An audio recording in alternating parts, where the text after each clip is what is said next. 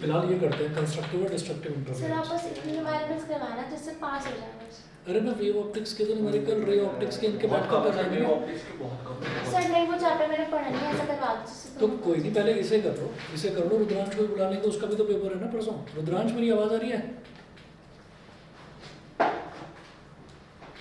रुद्रांश आवाज़ आ रही है? ये आवाज़ नहीं आ रही शायद, ये होगा नहीं इधर।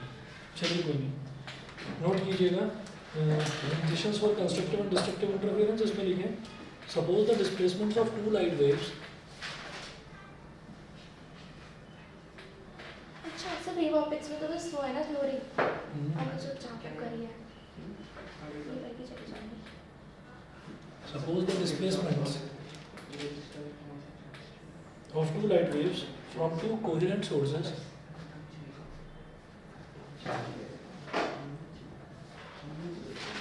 सर एक क्वेश्चन तो पक्का हो रहा है, वो वाला डबल स्लिट। पक्का आएगा, उसी का तो पार्ट है ये भी, सर उसका ये उसी का पार्ट है, इंटेंसिटी निकालने वाला। डायग्राम समझ नहीं आया। मैंने देख लिया, काट रखा है तुमने। ये बना रखा। From two coherent sources S1 and S2 at point P,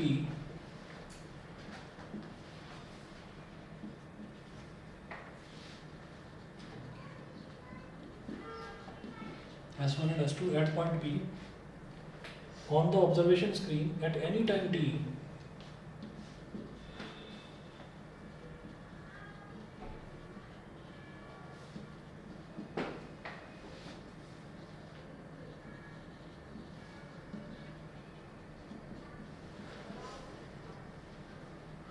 on the observation screen at any time t are given by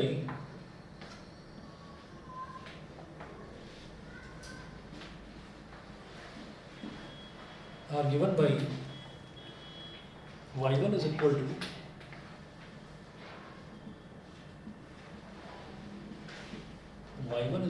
a1 sin omega t, इसको बोल दिया equation number 1, and y2 is equal to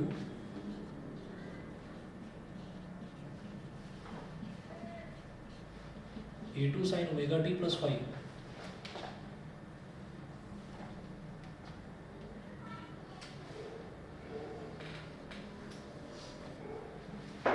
a2 sin omega t plus 5। तो इसमें यह है कि y1 is equal to a1 sin omega t, y2 is equal to a2 sin omega t plus 5। तो ये पता है क्या है कि जैसे मान लीजिए हमने कहा कि दो जो स्लिट्स थी उनमें से दो वेव्स निकल रही हैं, तो उन वेव्स में कुछ तो गैप होगा। हमने ये देखा था कि वो जो डायग्राम बनाया था, हमने ये देखा था कि सामने जो है एक ब्राइट फ्रिंज बन रहा था, एक डार्क फ्रिंज इधर था, एक डार्क फ्रिंज इधर था। तो मैंने ये कहा कि अगर मैं दो डार्क फ्रिंजेस के बीच की लेंथ देखूँ तो ये वो चीज़ हो गई जैसे कि हमसे ये कहा जाए कि कोई एक वेव होती है ना, जैसे मान लीजिए ये वेव है, ट्रांसवर्स वेव है। मैं ट्रांसवर्स वेव का एग्जांपल ले रहा हूँ क्योंकि हम क्रस्ट और ट्रफ की बात करते हैं। तो यहाँ पर क्या है कि यहाँ से वेव स्टार्ट हुई और यहाँ पर वेव कंप्लीट हुई। तो इसका मतलब क्या है, यहाँ से लेकर यहाँ तक वाला जो डिस्टेंस है this is called lambda wavelength, ठीक। और इसको ये भी कह दिया जाता है कि भाई यहाँ से जब जो एक साइकिल में वेव की जितनी लेंथ होती है that is also called wavelength. तो ये कह दिया जाता है कि भाई यहाँ से क्रस्ट स्टार्ट हुई और यहाँ से क्रस्ट स्टार्ट हुई, तो दो कॉन्जिक्यूटिव क्रस्ट के बीच का डिफरेंस इज कॉल्ड लैम्डा। दो कॉन्जिक्यूटिव क्रस्ट का डिफरेंस इज कॉल्ड लैम्डा। तो जहाँ पर ब्राइट फ्रिंज मिलेगी, ब्राइट फ्रिंज कहाँ पर मिलेगी, दो ब्राइट फ्रिंजेस के बीच का डिस्टेंस भी तो फिर लैम्डा कहलाएगा, ठीक है। वो वहीं तो मिलेगी जहाँ पर क्रस्ट होंगी। ऐसे ही दो डार्क फ्रिंजेस के बीच का डिस्टेंस निकालो, वो भी लैम्डा ही आएगा। तो मैंने ये कहा कि अगर मेरी पहली डार्क फ्रिंज की या पहली ब्राइट फ्रिंज की, मान लीजिए इक्वेशन ये है, आप ये कहोगे ये कैसे बना दी भाई इक्वेशन, ये ऐसे बना दी क्योंकि ऑल्टरनेटिंग करंट की भी वेव फॉर्म यही होती है, ये ऐसे ही बनती है साइनोसॉइडल वेव फॉर्म। तो उसका क्या बनता था याद करिएगा, जब वोल्टेज निकालते थे E is equal to E naught sine omega t, यही था, ठीक है। तो हमने ये कहा कि y1, अब यहाँ पर मैं E तो नहीं बोल सकता, तो यहाँ पर मैं कहूँगा कि एक्स एक्सिस पर टाइम होता है और A1 जो है, A1 उसका एम्पलीट्यूड हो गया, तो y1 is equal to A1 sine omega t, ये हमने कह दिया। इसी तरीके से हम ये कहेंगे कि जो दूसरा वेव फॉर्म है, जो जैसे मान लीजिए ये पहला ब्राइट फ्रिंज है, तो दूसरा ब्राइट फ्रिंज मिलेगा तो उसमें हो सकता है कुछ ना कुछ फेज डिफरेंस हो, कुछ एंगल हो, बट डिफरेंस तो है ही ना यहाँ पर। तो हम ये कहेंगे कि वो जो फेज डिफरेंस है, फेज यानी एंगल का जो डिफरेंस है, उसको हमने फाई मान लिया। हो सकता है बिल्कुल सेम फेज में हो सकता है फेज डिफरेंस ना के बराबर हो, पर हम जनरल एक्सप्रेशन के लिए कह रहे हैं ये दोनों के बीच में कुछ फेज डिफरेंस हो सकता है, ठीक। तो ये मैंने दो वेव्स ले ली, दो स्लिट्स से निकलने वाली। हम क्या कर रहे हैं, इंटरफियरेंस। इंटरफियरेंस का मतलब ही क्या होता है, मिक्सिंग ऑफ लाइट, कि दो लाइट्स इंटरफियर कर रही हैं, मिक्स कर रही हैं, और मिक्स होकर या तो बहुत ब्राइट लाइट बना रही है या फिर बहुत डल लाइट बना रही है, ठीक। हम ब्राइट लाइट को ब्राइट फ्रिंज बोल देते हैं, डल लाइट को हम डार्क फ्रिंज बोल देते हैं। तो ये दो हो गई हमारे पास वेव्स। उसके बाद हम ये कहेंगे कि by the superposition principle the resultant displacement is given as by the superposition principle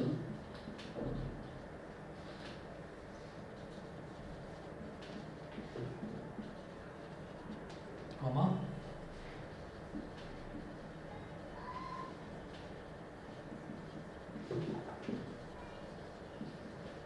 the resultant displacement is given as y is equal to y1 plus y2. Resultant displacement is given as y is equal to y1 plus y2.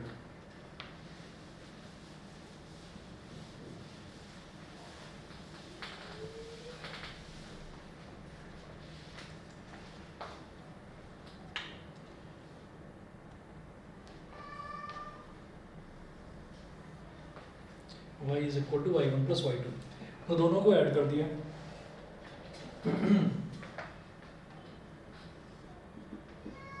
तो y is equal to y1 plus y2, भाई दो waves add हो जाती हैं, तो add किस तरह से करेंगे, y is equal to value डालिए a1 साइन ओमेगा टी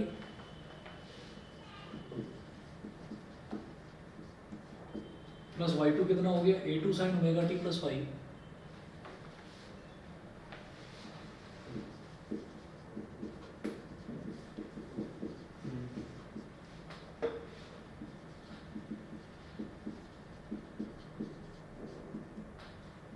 अब ये जो a2 sine omega T plus 5 है ना, इसको एक्सपेंड करिए। एक्सपेंड कैसे करेंगे कि प्लस a2 और साइन a प्लस बी का फॉर्मूला लगा लो, sine a cos B plus cos a sine B.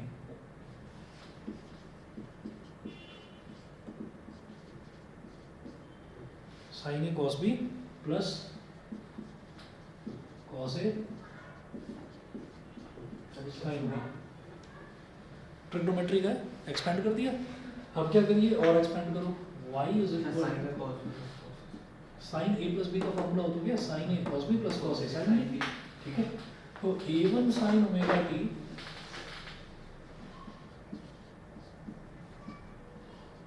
Plus a2 sine omega t cos 5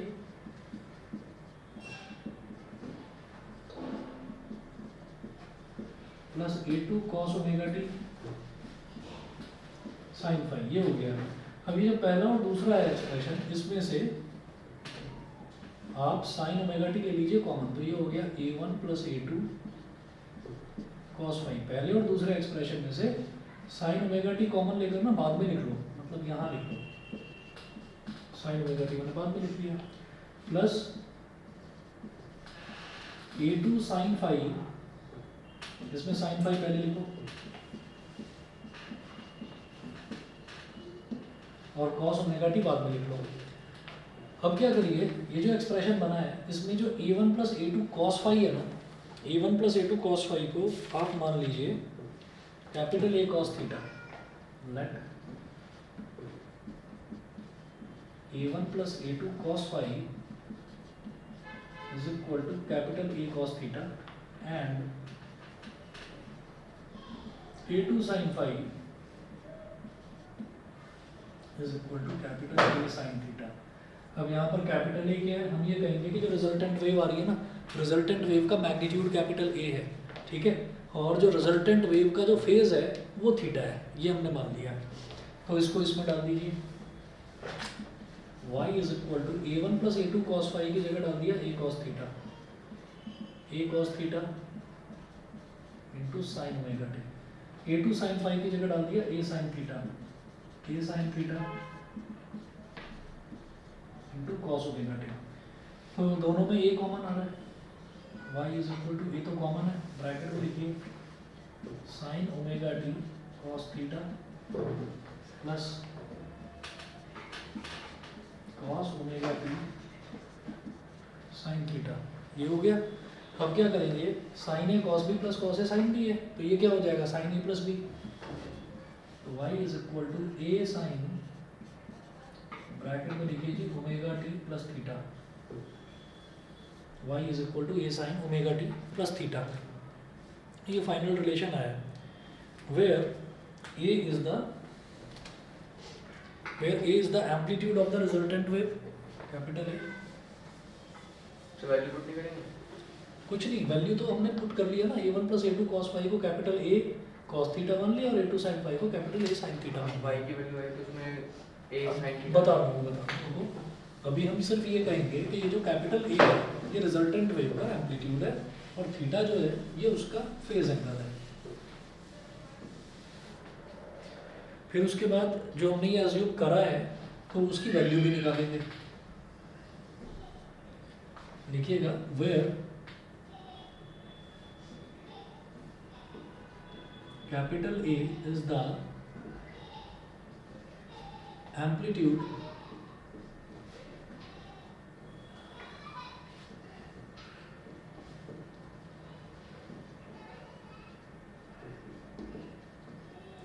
of resultant wave and phi is the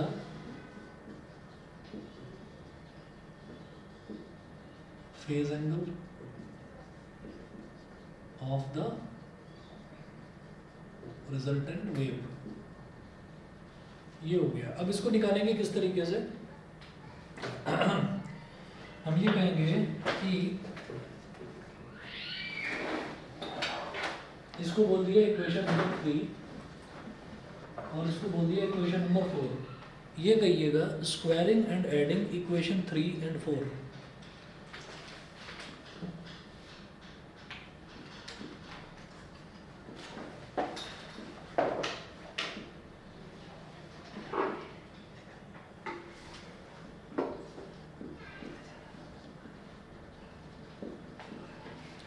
squaring and adding equation 3 and 4।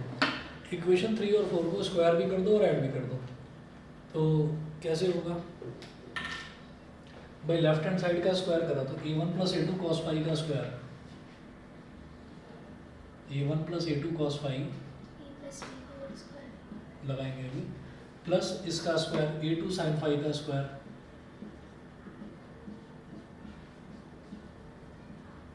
Is equal to a cos theta का square यानी कि a square cos square theta plus a sin theta का square मतलब a square sin square theta.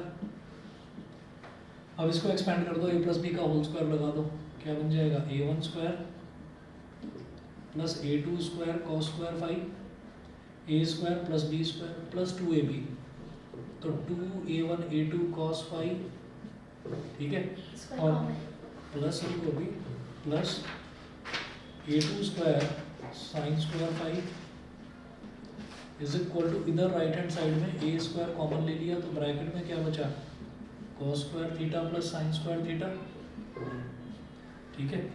अब इधर a1 square है, a2 square cos square phi, a2 square sine square phi, a2 square common ले लिया, bracket में क्या बचा cos square phi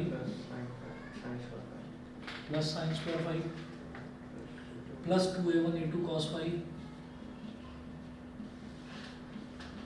is equal to capital A square. क्यों?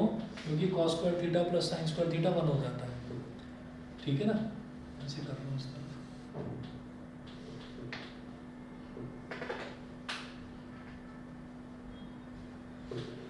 ठीक है, तो ये बन गया हमारे पास a1 square plus a2 square plus 2a1 a2 cos phi is equal to capital A square. मतलब रिजल्टेंट वेव का एम्पलीट्यूड ऐसे निकाला जा सकता है, समझ गए? ठीक, अब क्या करना होगा सर ये सब समझा दो। ये वाला, इस वाले में हमने क्या करा, देखिए जो ये था a1 plus a2 cos phi का होल स्क्वायर, तो ये क्या हो गया a1 square plus a2 square cos square phi plus 2a1 a2 cos phi, ये तो a प्लस b का होल स्क्वायर बन गया, प्लस a2 sin फाई का होल स्क्वायर क्या हो गया a2 square sin square phi is equal to, right hand side में a square cos square theta plus a square sin square theta था, a square common लिया cos square theta plus sin square theta is 1, तो इसलिए right hand side में तो ए square आ गया, ठीक। Left hand side में A two square cos square five और A two square sine square five था, तो ए टू स्क्वायर कॉमन ले लिया, ब्रैकेट में cos square five plus sine square five, ये भी तो बन हो जाएगा, और plus 2a1 a2 cos five ये था ही। उसके बाद a1 square plus a2 square plus 2a1 a2 cos phi is equal to a square, ये आ गया। इसके बाद हम ये कहेंगे but intensity is directly proportional to amplitude का स्क्वायर, ठीक है। तो ये रिलेशन 11th क्लास में था, जो लास्ट में वेव वाला चैप्टर था, शायद ज़्यादातर स्कूल्स में वो कट गया था, करवाया नहीं था। तो इंटेंसिटी एम्पलीट्यूड के स्क्वायर के डायरेक्टली प्रोपोर्शनल होता है, बस ये नोट करना है आपको, इसका कुछ वो देखना नहीं है, कुछ एक्सप्लेनेशन नहीं देना। तो इंटेंसिटी एम्पलीट्यूड के डायरेक्टली प्रोपोर्शनल होता है एम्पलीट्यूड के स्क्वायर के। It implies that I is equal to KA square, I is equal to KA square, ठीक है, comma I1 is equal to KA1 square, KA1 square। तो ये क्या हो गया, ये हमारा हो गया कि फर्स्ट वेव जो पहली वाली वेव थी, जो पहली स्लिट में से निकली थी, तो I1 is equal to KA1 square, similarly I2 is equal to KA2 square. तो अब क्या करिए, ये जो पूरा एक्सप्रेशन है, इस पूरे एक्सप्रेशन में दोनों तरफ k से मल्टीप्लाई कर दो। ये मिटा दूँ इधर से, ये मिटा दूँ, yes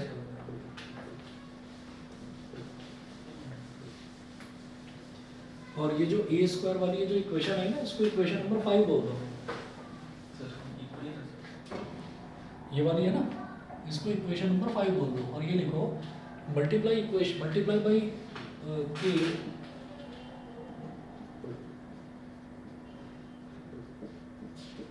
on both sides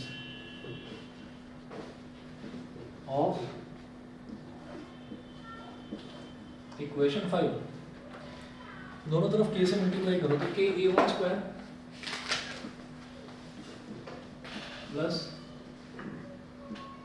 KA2 square plus 2k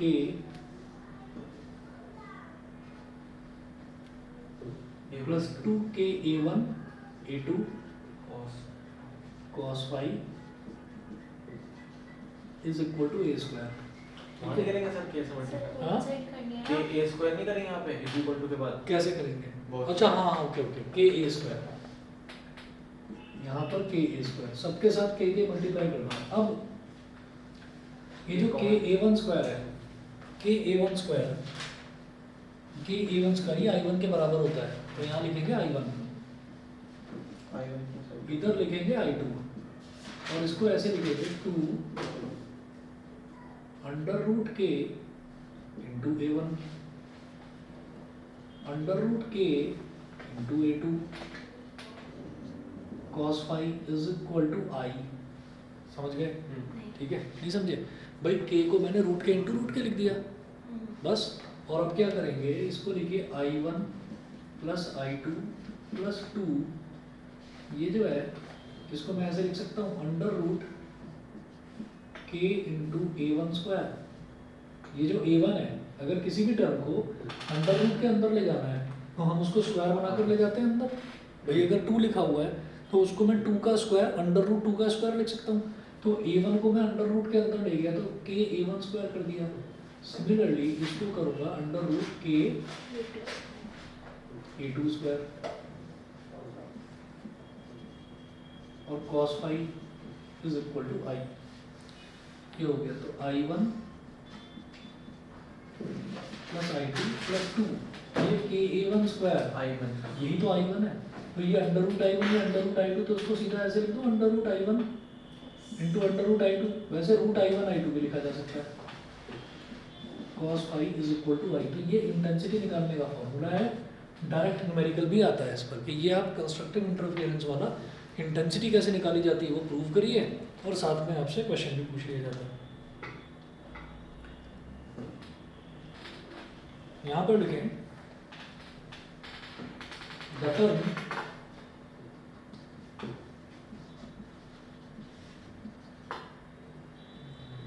the term 2 under root I1 I2 cos five